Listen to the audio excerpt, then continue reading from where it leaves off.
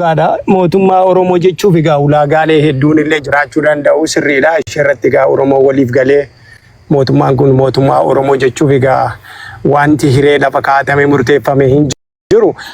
Waanuma naannoo Finfinnee kanarratti ilaalchisee wanta gaaffii gaafachuu barbaadu ijoolleen Oromoo amma gara malee baay'ee investii gochaa jiru amma dhugaadha.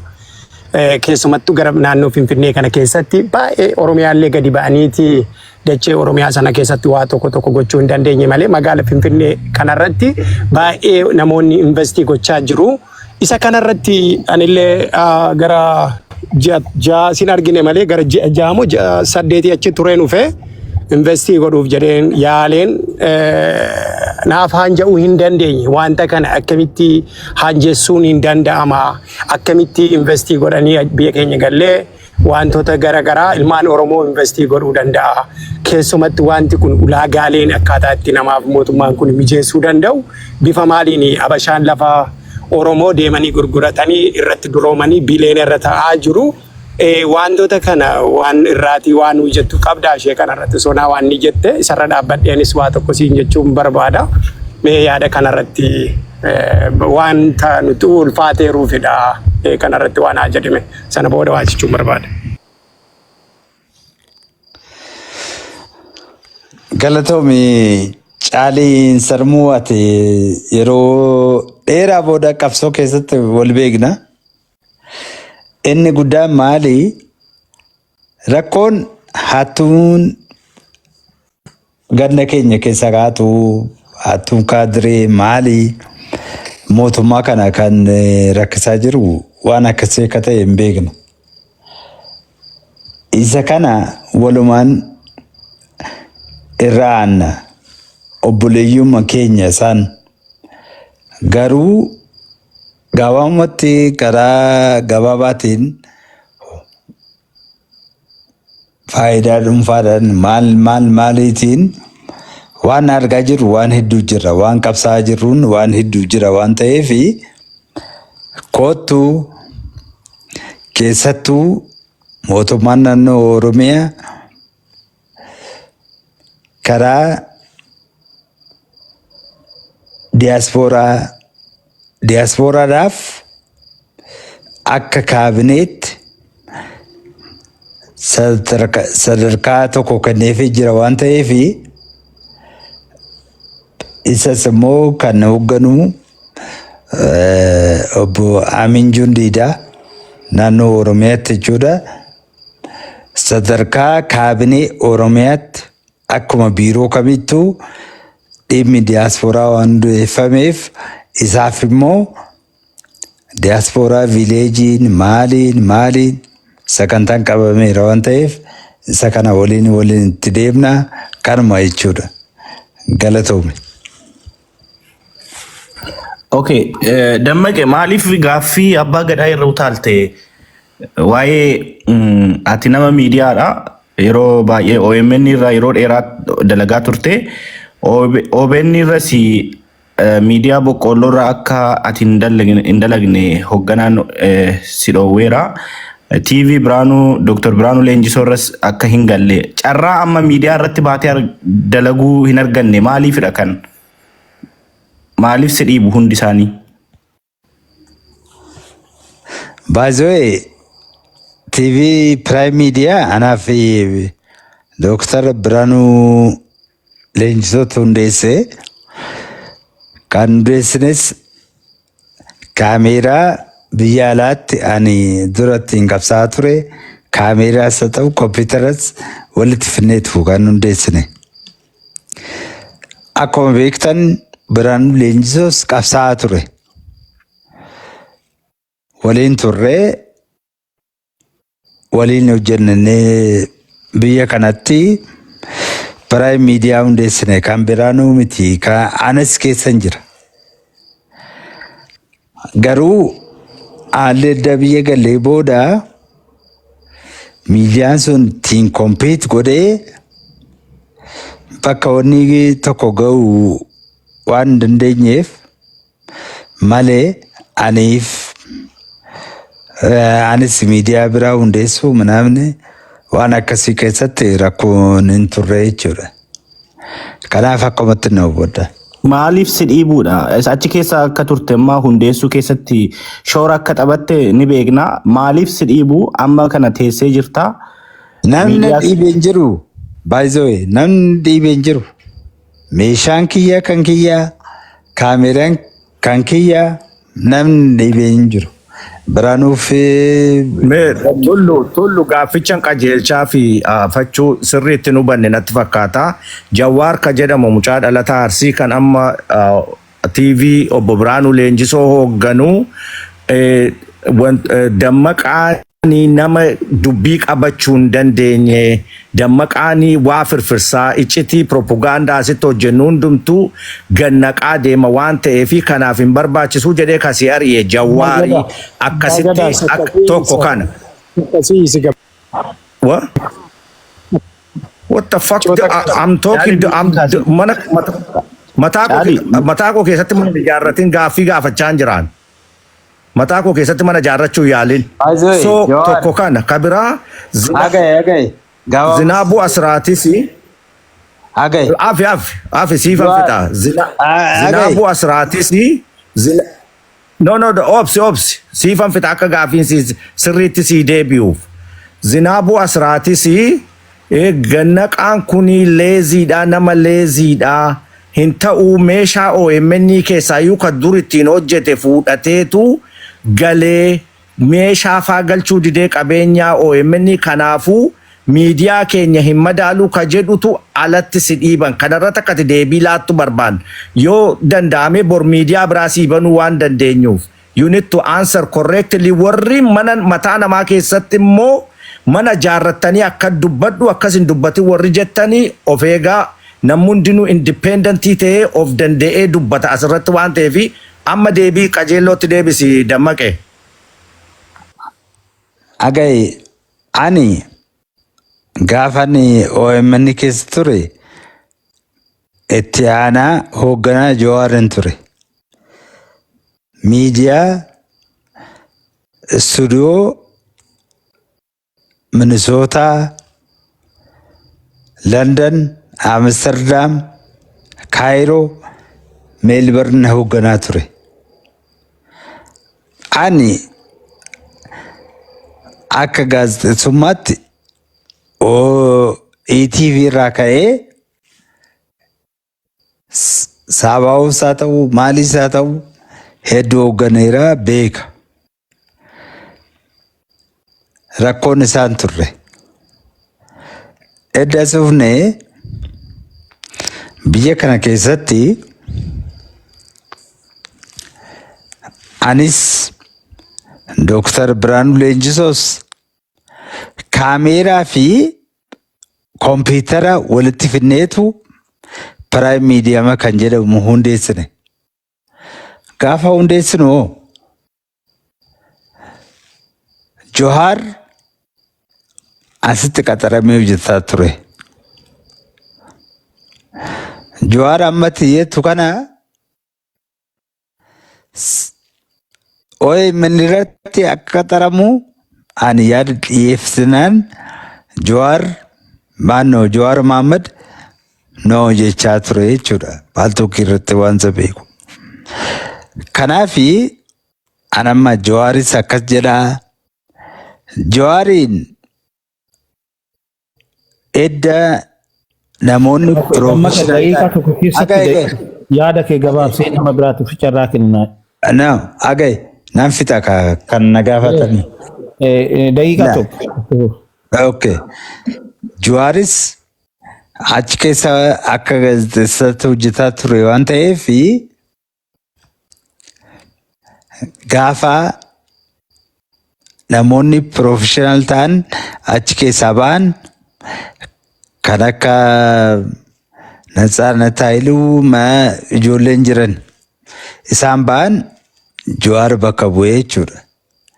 Kanarraa kanallee Dr. Biraanuu Leenjisoo is my brother. Waliinis hedduu hojjechaa turre waan ta'eef na dhiibee waan hin taaneef akkatti hubadhaan sinin jedha. Gaaffii tokkitti gaafa duroo bale. Afachu isa qofaa miti hangaafan. Abtaamu lamu maa gadi buustu.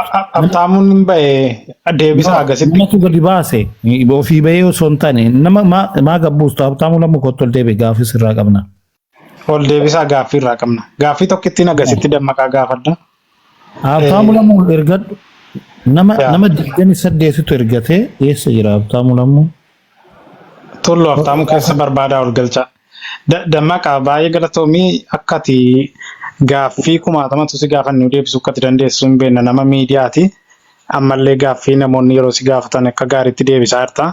Galatoomii gaaffiin koo ati nama informationii baay'ee qabudha. Darbeellee siyaasa biyya sana keessatti ta'uu nama siyaasaa nama sirriitti beekuudha. Kanaan wal qabatee Faayisaa Leellisaa dandeettii qaba dandeettiin isaa dandeettii fiigichaati. Namoonni yeroo jedhanii farda tokko Faayisaa wal faana yoo kaachisanii waluma qixa fiiguu jedhu. Garuu yeroo kana Faayisaanii waan siyaasaatuma maxxansa irra deddeebiidhaan akka dammaqaatti Faayisaa Leellisaa hayyuu siyaasaati moo wallaalaa siyaasaati akkamittiin ilaalta nama siyaasaati namni kun hojii isaa hojjetaa jira moo hojii isaa waan hin taane keessa seenee hojjetaa jira. Gaaffii gaariidha. Agaa ila 2016 qabsoon qeerroo fi OMN gaggeessaa turre keessaas tiim lamaan nu gaggeessaa turre addunyaa biratti ijoolleen kumaatamaan wareegama ageetti dhabne. Faayisaa Leellisaa Riyoo de Janeeroo Biraazilatti as ba'ee sakandii muraasa keessatti mormii inni agarsiisanaan miidiyaan CNN, BBC gurra nu dhorkatanii turanii baanii Oromoon saba guddaa, Oromoon saba cunqurfamaa, Oromoon saba ajjeefamaa jiru kan jedhu gaaf sana fudhatanii ba'an. Kanaaf Faayisaa Leellisaa waan inni gumaache waan inni godhe. Gaafa sanaa seenaa sirrii hojjete amma wanti hin jedhee amma kan inni hojjetaa jiru barreeffama inni nama siyaasaati moo nama ispoortiiti? Faayisaa itti dhiyeenyaan hin beeka. Baay'ee waliin haasofna. Gaafa biyya alaa tures gaafa murtee sana anaa fi Jawaar wajjin hin mari'anne. Maatii isaa ibidda keessa galchee gaafa gatii sana kaffalu ofiisaatti murteeffate. Achi immoo as ba'ee anis Jawaaris ati jagna keenya jennee OMN dhaga'uu dadhabee addunyaan OMN dhaga'uu hin dandeenye uummata keenya nu dhagaa Itoophiyaa keessatti gaaffiin kiyya si galee dammaqe. Naa galee. Faayisaan nama ispoortiiti moo nama siyaasaati? Ati nama joornaalistii waan taateef ati nama miidiyaa waan taateef nama siyaasas beeku informationii qabu waan taateef Faayisaan amma fakkeenyaaf suura Faayisaa ilaali yoo bira jiraate nama siyaasaati moo nama ispoortiiti Faayisaan? Faayisaan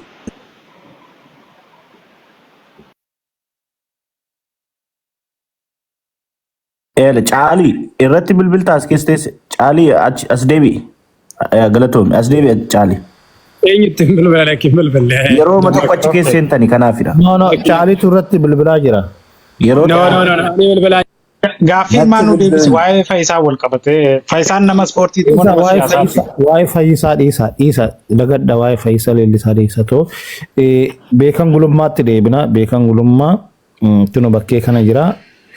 Beekan gulummaa gaafa eenyu waraana jiddu galeessaa jettanii tooyi wal ijaartanii loogaawut PP Caaliin Sarmu tokkos eenyudha baay'ee isinii garee guddaa qabdu jaalsaamiyaa jaale Aashaa Goobana namoota baay'eedha ijoollee biyya Arabaa ijaartanii too waraana jiddu galeessaa jettan innaa isa qofaa miti deeggaraa Jawaar fakkaadhatoo deeggaraa woboo arrabsaa deeggaraa woboo fakkaadhatoo Jawaar arrabsaa yoo barbaadde kun soba hojjette immoo sii banuu hin danda'a jechaadha manuma kee keessatti intalli dhufteetu akkas nu gochaa turtee jedhe innaa ergama mootummaa fudhattanii kana hojjechaa turtan beekan gulummaa okay har'a sangootanii jaalsanyiin galee jira har'a jaalsanyiin erga galeen booda beekan gulummaa achumaan bade logaa PP achumaan bade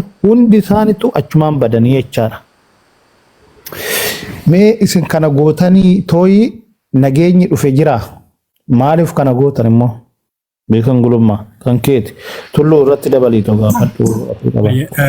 Tulluu kana deebiseen gaafatta.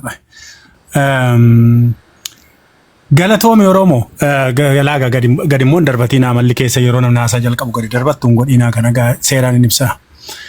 Utuu ammatti mootummaa duukaa ta'anii hojii hojjetanii silaa gaariidha iyyuu ture illee carraa sana iyyuu hin arganne malee warra giddugalarraa gara mootummaatti galee baay'een deeggaraa ammallee ijaarsanyii fi tiimiisaa dirree keessatti obboloota isaanii wajjiniin wal ha'uurraa nama galuu isaanii dhibbatu hin taane 200 nama deeggaruudha baga galanii ammayyuu akka garaa kootti namni hafe yoo jiraate galee warruma akka dammaqaafaa kanaa wajjiniin wal dhiibee gara kursiitti dhufee teessuma irratti dhufee sammuudhaan akka wal lolu qeen qotee bulaa Oromoo nagaa akka ta'u rasaasni Oromiyaa keessaa sagaleen rasaasaa akka dhabamu abjuu fi hawwii kooti. Yoo akkas ta'e daa'imni nuu barataa waggaa 5 darban kanaa fi ijoollummaatti haayiskuuliitti elementariitti kalaqa adda addaa kalaqaa jirtu haala mijanne keessa teessee utuu haalli mijatee barumsi tooratti deebi'ee haalli hundumtuu tooratti deebi'ee namoota baratan baay'een Oromiyaa keessaa waan nu kaaniif ammayyuu oduu waraanaaf waraana Oromiyaa keessaa akka dhabamu yoo humna isaanan qaba ta'e itti fufeen hojjedha yoo akkuma amma jette humna isaanan qaba dhuguma humna sanaa yoo nan qaba ta'eef jaalsaamiyaa maal jettu kana sooshaal miidiyaa irratti hin beekaa qabsooftuu sabboontuu Oromoo qabsooftuu gameeyyii warra duraa akka isheen taate nan beekaa kanaaf immoo qabsaa'otaaf immoo kabaja guddaan qabaa jaalsaamiyaan kabaja guddaan irraa qabdi. Loogaawutu mucaati jette immoo mootummaati maqaansaa qabsoo qeerroo bilisummaa Oromoo keessatti mucaan sun biyya keessatti bara 2009 ka'ee waan isa beekuuf aarsaan ni kaffalee wajjiniin waan isa beekuuf naannoo Ambootti naannoon turetti waan isa beekuuf har'alleen isa boonaadhuma nama cimaadha yoo dhuguma jaalsanyii fagashuu keessatti gahee guddaa taphate ta'e waaqni isaa eebbisuu mucaa qaxalee qabeen eebbisa. Kanaaf hojii gaarii hojjete har'atti qabsaadha dhugaadha gurbaan suni waraana bilisummaa Oromoo gara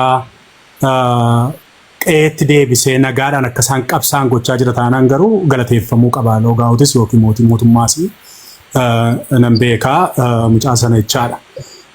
Karaa kan biraa beeku ergasii sooshaal miidiyaa irraa dhabamte isaati jette nabamne sooshaal miidiyaa irraa akkuma ati beektu nama sodaatu miti garuu ugguraa beekta girrisa kanaa tolu sooshaal miidiyaan torban tokkoon itti hojjedhe ji'a tokkoof immoo na dhabamaa riippoortii na godhu yoo xinnaate feesbuuk peejii 50-60 ol dhabeera waggaa muraasa kana gidduutti namni yaadaan si dorgomu hin jiru riippoortii peejii kee gochuu malee so isaaf uggura jala hin jira torban booda nan deebi'a fakkaata fixadhee amma torban 3 fixadheera ji'aaf na dhabame gaafa sana immoo walitti deebinee qilleensa gidduu kanaa deemaa jiru kana nan balballoomsaa. Kanuma gaaman saatilaayitii bitadhee bilisa sin jalaa bahee qilleensa mataa koo yaabbadhee irraa utaalutti ugguramaa darbatamaa itti deebi'aa dhumanii godhaa. Walumaa galatti garuu waraana bilisummaa Oromoo nan jaalladha. Obboloota kooti dhiiga kooti. Ammatti garuu akka isaan bosona Oromiyaa keessaa obbolaa isaanii wajjiniin wal lolan namoota wajjiniin wal dhaban hin barbaadu. Ammatti sagaleen rasaasaa guutummaatti Oromiyaa irraa kadhabame. PP wajjininis, OPD wajjininis, maalii wajjininis sammuudhaan waltajjiitti dhufanii wal lolan barbaadan sammuudhaan yaanni mo'ate immoo biyya akka hoogganu eessaayyuu naafa dhufunaan oppidiyoo keessaas dhufee Oromiyaadhaaf nagaa fida taanaan eenyu keessa tiimii kamii keessaa dhufee Oromiyaa haalaan naa bulchee du'a gadadoo rakkina beela dukkana Oromiyaarraa naa bilisa baasa taanaan dirqamatti caaliin sarmuuna bushuun qabu dirqamatti Oromoo waaniin sabboontuu yookiin abbaan gadaana bushuun qabu naan qaama Oromiyaa ifa naa fideef ani nan deggara gaafan sii jedhu Gaaffiirroo balee gara kana anis kan anis kanumaafidha akkuma dammaqee sibiraas dukkanaa jedhamoo gaaffii roobalee kana miti waa'ee jaalachuu waraana bilisummaa Oromoo sin gaafanne waa'ee ati amma haasoftee kana sin gaafanne olola sin hofaa turtan gareedhaan mooraa qabsoo Oromoo keessatti qoqqoodamsa akka uumamuuf yaalii guddaa taasisaa turtanii gareen adabbii hin fudhadhu jedhee uummata Oromootti roorrisaa ture galeera amma gareen xiqqoon tokko jechaadha. Sana keessa wanti sin argattan jira nagaan dhufeeraadha gaaffiin roobalee. Tokkoffaa qabsoo kanatti waa argachuudhaaf qabsaa'aa jirtu yoo ta'e qabsaa'onni isa kana hin beeku sin kaayyoo keessan ta'uu danda'a. Nuti kan nuti dubbannu yookiin qabsoofnuufis yoo jiraate of dadhabnee yookiin waa tokko namarraa funaannachuuf utuu hin taane qe'ee duutiitti baay'ate keessaa duuti haa hir'atu. Obboloonni kun walitti dhukaasaa turani asiifas jedhanii walitti dhukaasaa turanii miseensonni waraana bilisummaa Oromoo kuni ani akka gantuutti ni ilaalu warra galan kana isa kana lakkin wayyuu jaranaa nagaan wayyaadhanii deemanii reedanii dhufanii galuu isaaniitti ani deggaraadha. Maaliif warra amma nagaadhaan galan kun yoo wal dhabamsiisanii deebi'ee isaanii arguu hin danda'u. Warra galan keessaa garuu gaaf tokko isaanii baratee gaaf tokko wakii isaanii qabsaa'ee biyya sana. Ani by the way dammaqaa wajjin bara dheeraadhaaf waliin gallu miti amma gootota warra ala kanaa bookkisurra dammaqaa isa Finfinnee keessaa hamma humna isaa dhiibu yoo xinnaatee dammaqaa armaachii wayya malee gizaachoo fi difaabbaachoo dhufee Finfinnee taa'urra dammaqaan tokko yoo taa'e kan akka dammaqaa immoo mileenni tokko yoo dhaqee Finfinnee taa'e nama gammaduudha jechaadha. Siyaasa isaas waliin galu. Har'as Booris amma dammaqaa wajjin meebii siyaasa isaa waliin galu amma garuu amma yeroo isin irratti duultan mataa isaa yeroon ilaalu abbaa gadaafaa yeroon sila falmaa ture abbaa gada si beeka anaaf si Gaaffiin gaafatamne Abriikaa gaaffii deebii sirriitti deebise ani wanta namni kanaaf namni si darbata akka dammaqeen amma haala dammaqeen amma lafa bashannanaa jira garuu inni seeraatiin haasa'aa ture jechaadha kontiroolii godhe warri immoo hin haasofna jedhanii asiifachi utaalu jechaadha haasaa toora qabsiisiitii waan si gaafatame haase. Al tokko dammaqee bira deemu dhiisi. Al tokko qabadhu beekan amma dammaqeenii kanumaan bartaa badilaa adda addummaa nama miidiyaa fi nama miidiyaa ta'uu yaalu. Beekan kun amma yeroo dheeraa nama miidiyaa ta'uu yaale dammaqeen garuu nama miidiyaati. Lafitti dhiyeetuma jiruutu dukkanuma cimaa sana keessa taa'ee dammaqeen akkasitti nutti haasa'aa ture. Beekan garuu waan gaafatame dhiisee tokko kara biraa kaata. Amma ka gaafatame ifaaf bilisa. Ijoollee irratti ololomtanii akka dhaabii gargar diigamu yookaan akka waraanni sun walitti fincalu gootanii lubbuun keessatti badee jira, lafeen cabe jira. Ijoollee sana keessaa kan galan jiru. Maaliif ba'anii, maaliif galanii, maaltu argame immoo wanti isin gootan suni gaagaamuma uumuuf tureera gaaffiin jiru. Salphaan. Walumaa galatti gaaga'ama kan uume kan warra walitti dhukaase. Warra walitti dhukaasaa ture hin beektaa gaaga'ama lubbuu achi gidduutti warra dhabamsiise atis hin beektaa lubbuu waliin dhabamsiisinaa jedhee warra dubbate keessaani tokko lubbuu waliin dhabamsiisinaa ammatti warri amma biyya bulchina jedhan kun afaan Oromoo dubbatu waan keessan naga'u isaanitti galaati walii wajjiniini dirreen isin ga'a Oromiyaan bal'oodha isin ga'a ormuu kunootti maraataa isin walitti kottaa orma bakkeerraa isinitti duulaa jiru kana ofirraa fincilaa jennee waraana kana waa'ee waraanaa yeroo kaafnu waraana akka kan keessan duwwaatti hin godhina nuti ilma Oromoo ta'ee milishaa Oromoos haa ta'u, poolisii Oromoos haa ta'u, humna ittisaas haa ta'u, waboos haa ta'u, nuuf ilmi Oromoo ilma Oromooti. Silaa yeroo ammaa kana isaan kun hundumtuu mooraa tokko jalatti dhufanii Oromiyaa kana protect godhanii faannoo halkanii guyyaa akka waraabessaa qe'ee Oromootti fiigaa jiru kana humna tokkoon ofirraa dachaasu jennee warra abbaluuf warra hawwuuf warra hojjetudha. Har'as Boris Galatoomi. Hawwiidhuma jechuudha yaada keessa malee tarsiimoo qabamu muutii qabadhu. Tarsiimoodhumaan goone bari waan goone. Muutii ofiin qabadhu Orosiitti muutii ofiin qabadhu. Dammaqeen xiqqoo dubbachuu yaalee ture fakkaata. Ture dammaqeen nu dhagaati jira. Dammaqee ati nama qabsoo kana keessa yeroo dheeraa turedha. Waa'een sanyii ka'eera amma. Sanyii Nagaasaa wajjin quunnamtii yeroo dheeraa qabda turte. Nagaama. Inni gaame. Sanyii qofaa miti ani asmaraattis haa ta'u marroo wajjinis miiliyoon gaafa yuunivarsiitii. Isa yeroo dheeraatu hin taane fakkeenyaaf amma waggaa 2-3 asitti sanyii wajjin quunnamtii qabda turte akka nama qabsoo kanaaf yaaduutti akka nama ijoollee mooraa keessa jiran quunnamtii qabu tokkotti. Ani gaafa Taanzaaniyaa irraa kaasee jireenyaaf hunda wajjiniin akka mooraan Oromoo nagaa argatee Oromoonis tasgabbii argatee jiraatu ka gaafa sanyii galan caala Haftaamuun hin beekaa Haftaamuu Lamuu isaa bu'aa turre. Ka Taanzaaniyaa sana jechuudha. Ijoollee achi deeman hunda wajjin waliin haasofne hanga fedhe haa ta'u waan ta'e haa ta'u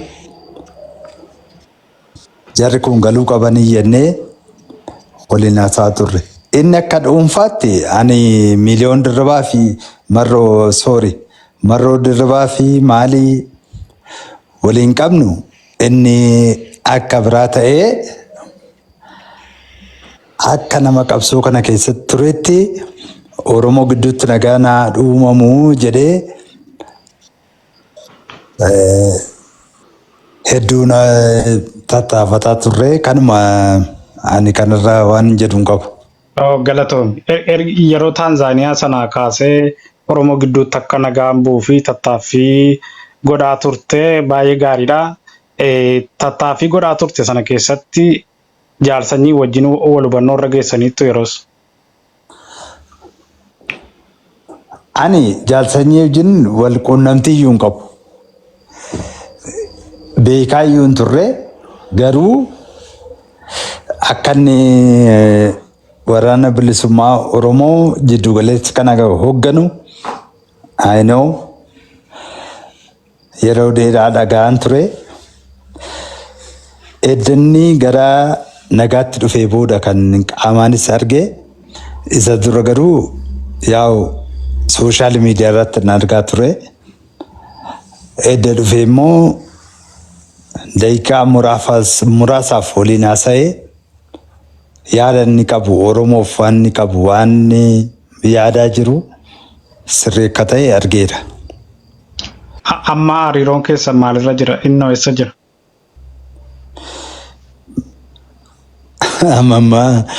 Inni amma akkuma nama hiriyaa tokkootti jechuudha. Akka hiriyaatti naasa'oon anammaa ani akka abaa'ootti yoo naasa'e ani paartii umurii kiyyatti dhaladhee guddadhee miseensa kan hin ta'e abaa'uu qofa. Akka seera abaa'ootti sitti himuu danda'a. Seerri abaa'oo namni tokko miseensa adda bilisummaa Oromoo ta'e goobulaasaa wooboosaa ta'uu damee dinagdeessaa ta'uu damee dippiloomaasiisaa ta'uu abaa'oon alatti ani waraana bilisummaa Oromooti jedhee deemuun inni sun dogoggora. Maaliif hundeen karaa nagaan qabsaa jedhee damee sadii qabaa, damee siyaasaa, damee dippiloomaasii, damee waraanaa. Achi keessaa citee achi ba'ee dhaaba isaarraa ani asiniin hidhannoodhaan kanan waraanaa kanan godha hoo jedhe akka dambii fi namuusa adda bilisummaa Oromoo shallamaatti ajjeechaa namatti murteessa. Galatoomii Jaal Daawud ijjiin quunnamtii qabdaaree akka amma jettutti ati miseensa baa'uu qofa kanata gammaatti taate haala isaan keessa jiran irratti isaan ijjiin quunnamtii ati qabdu jira.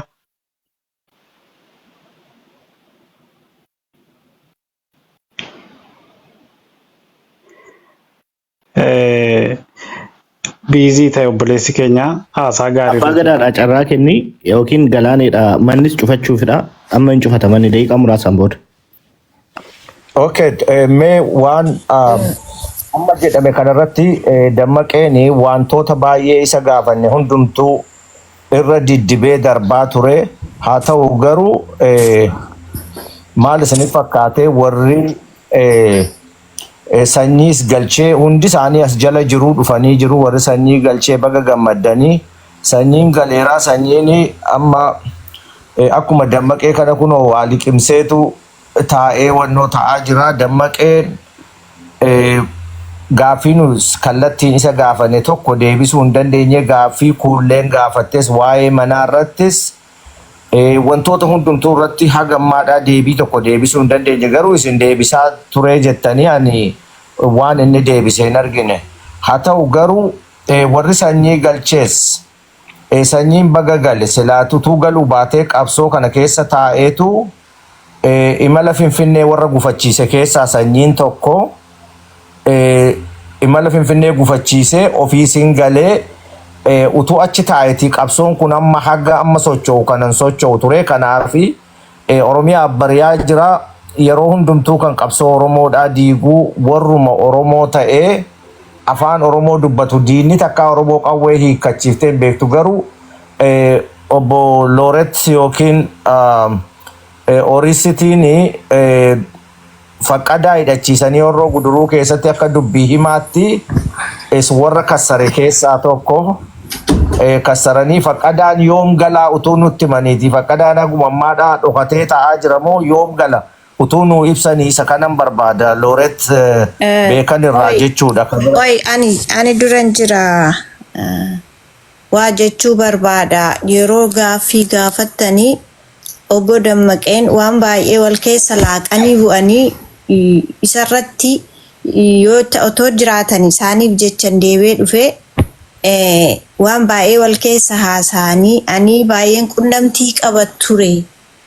Yeroo isaan Tanzaaniyaa jiranuu duukaa bu'ee hordofaa ture jedhanii namni yeroo sana bilbilli isaanii sakuriis ture. Bilbilas kaasaan turree warri beektan jirtu ta'a. Eenyuuf akka bilbilan maqaan dha'uun isaan irra ture barreessaan ture. Namni na hordofe hin jiru. Namni komentii ilaalu hin jiru. Nama eenyuuf bilbilanii eenyuun qunnamanii beeku. Kun gaaffii gosa tokkoffaadha. Inni lammaffaa immoo ani miseensa habaawoon ture jedhaniiru. Obbo Dammaqaan bara kam miseensa habaawootti dabalamanii kunis soba. Yeroo dhiyoo keessa OMN muudamanii gaazexeessaa ta'uun isaanii ni beekama. Gaaffii gaafatamu hundumaa jibbinsa gandarraa qabanis gaafatamanii turanii irra dibanii bira darbaniiru jechuudha.